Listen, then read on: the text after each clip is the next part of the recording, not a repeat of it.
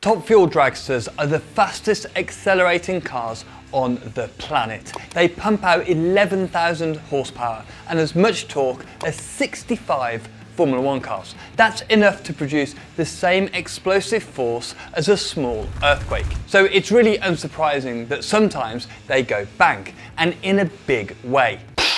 The engines are pushed so hard that at full throttle they're always just on the verge of splitting the engine block and creating one very large fireball. And well, they tend to make a habit of that. So what's going on here? What makes them create so much power? And why does that tend to involve a big bang?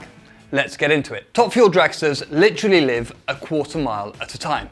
Everything about them is engineered to cover 1,000 feet as absurdly fast as possible.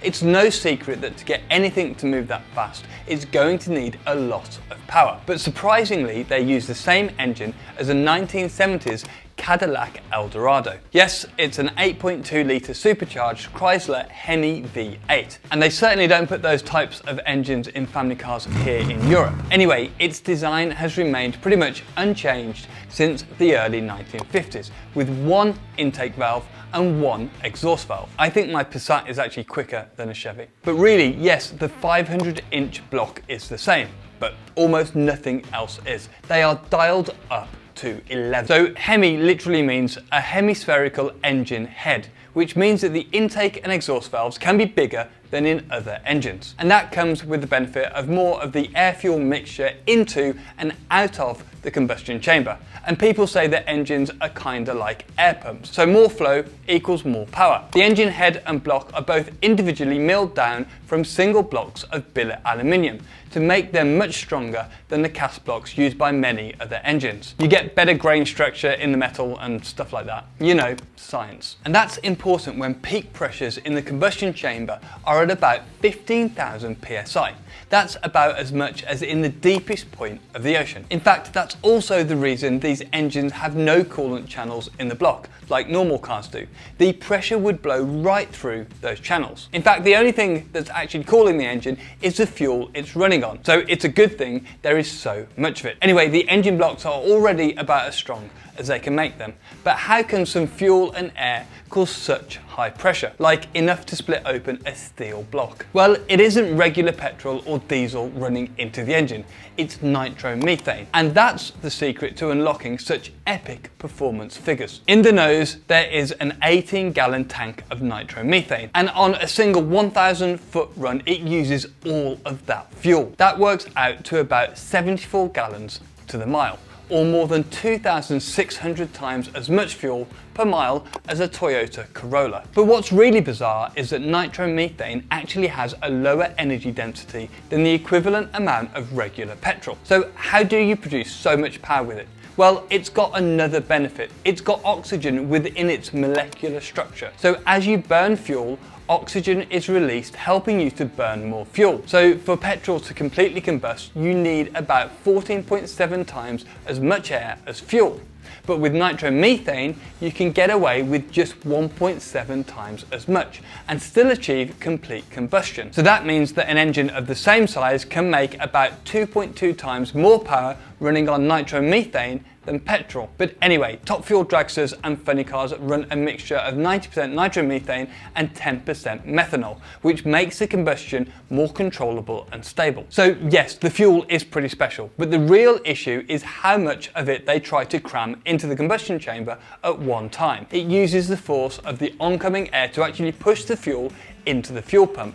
And as you can imagine, at 300 miles an hour, that's a lot of pressure. The fuel pump then supplies more than a gallon of fuel into the engine every second. That's about as much fuel as a Boeing 747 aircraft needs to fly. Then on top of this, they use a massive supercharger. They named it the Big Ugly. NHRA regulations mandate that all dragsters must use the same 1471 Roots type supercharger. At full throttle, this supercharger whacks in about 106,000 litres of air fuel mixture into the engine.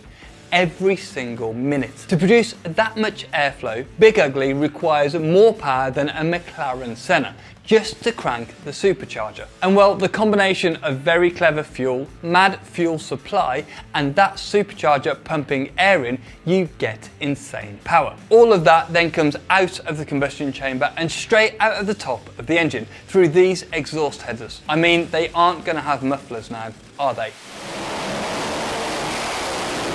These things exceed 150 decibels, and without ear defenders, you can say goodbye to your eardrums. But aside from looking and sounding awesome, they serve a very important purpose. The sheer force of the air coming through the exhaust provides an additional 500 kilograms of downforce. And that's vital for a good standing start when your aero downforce hasn't yet kicked in. And these flames are a signature of nitromethane. It burns slower than regular petrol. That means that as it exits the exhaust, it's still combusting. These flames are nearly 4,000 degrees Celsius, and depending on their colour, you can tell how the engine is firing. And remember what I said about the insane pressure in the combustion chamber? Well, it creates other problems too. It actually gets so dense, it's tough to ignite. Regular spark plugs just don't cut it, so they use 44 amp magnetos, essentially arc welders that are sticking into the engine. But after about half a run, these things just simply burn out. So the engine carries on by way of dieseling, where the pressure and the residual heat actually ignites the fuel. Absolutely mad. Because of the nature of nitromethane, Dragster engines run about half the compression ratio that regular petrol or diesel engines do. But as anyone who's turboed their car will tell you, adding loads of boost pressure and extra fuel into the engine can kind of break some stuff. As you'd expect when creating more than 11,000 horsepower, the smallest of cracks or fractures in any engine component can cause a blowout and a huge accident. That's why not a single component in the engine can run more than 12 runs. That means no component ever runs more than a single minute at race speed. It's absolutely insane. And because of the sheer amount of fuel that is actually pumped into the cylinders, the engine is always on the limits of hydrolocking. Hydrolocking actually happens when the combustion chamber is filled with more air-fuel mixture than it can physically compress. It just kind of jams up. With nowhere for the fuel to go and pressure climbing exponentially, it's unsurprising that these engines go pop. And so the pressure can cause catastrophic failures of the engine block, spitting burning fuel out of the sides of the engine and creating a scary looking explosion. In 2008, while racing a funny car, racer Scott Kalita's engine exploded at 300 miles an hour and he lost his life. Since then, the NHRA made several rule changes to make sure that if explosions did happen, they would be as contained as possible. That's why the intake manifold is covered with bulletproof Kevlar, and the oil cover at the bottom of the engine is made from carbon fibre or titanium. I mean, if anything is going to break, all 1000 bar of pressure is going to send that piece of metal out of the side of the engine pretty fast. There's even a titanium shield at the back of the cockpit to prevent any debris from a blowout making its way through the back of the driver's seat. It's scary business driving these cars. Connecting rod failures and head gasket blowouts are the most common types of failures on these engines. And given how often these engines blow up, they've actually been designed to do so in a safe way. Well, relatively speaking at least. A bit like the pressure valve on a pressure cooker or the fuse on a plug. They have parts that are designed to fail before something bigger does. In dragster racing, they have burst plates for this. They are plates at a specific thickness so they yield at certain pressures. And since 2008, despite several crashes and blown engines, no one has lost a life in a top fuel dragster, but it's still incredibly risky. They still often burst the engine blocks, blow the heads off the engine altogether, as well as a host of other issues. But they do so much more safely than before, and that's a very good thing. About a year ago, we made a video all about the insane tyres that dragsters use, and it kind of went viral. You should check it out here.